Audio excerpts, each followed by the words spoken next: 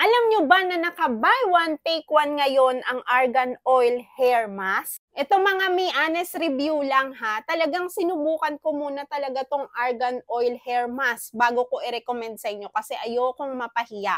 Marami na rin ako talagang trinay ng mga hair treatment, sa totoo lang. Pero dito talaga ako nahiyang sa Argan Oil Hair Mask. At alam nyo ba, pang ilang order ko na to. At natutuwa nga ako ngayon kasi sa isang presyo lang, naka-buy one take one na siya. Ito pa yung isa sa nagustuhan ko sa Argan Oil na to. Hindi siya malagkit. Sobrang dali lang ng paggamit nito. Kung tamad ka mag-hair care, matatawid mo to. Diba habang naliligo ka, nagsha-shampoo ka. After nung shampoo, parang conditioner lang yung pag-apply nito. Ilagay mo lang sa buhok mo, ganyan, i-massage mo ng konti, patagalin mo mga 5 to 10 minutes. Tapos ayun na, banlawan mo na siya. Tapos alam mo yun, habang binabanlawan mo siya, ramdam mo talaga na lumalambot na yung buhok mo. Pero kung gusto mo pa maging extra bongga and shiny yung hair mo, lagyan mo nitong Moroccan Essential Oil. Maganda din talaga to mga mi. Actually, may separate akong video dyan kung paano siya gamitin. Perfect combination sila ni Argan Oil. Pagdating sa hair care mga mi, eto lang talaga, number 1 ko talaga tong marerecommend sa inyo.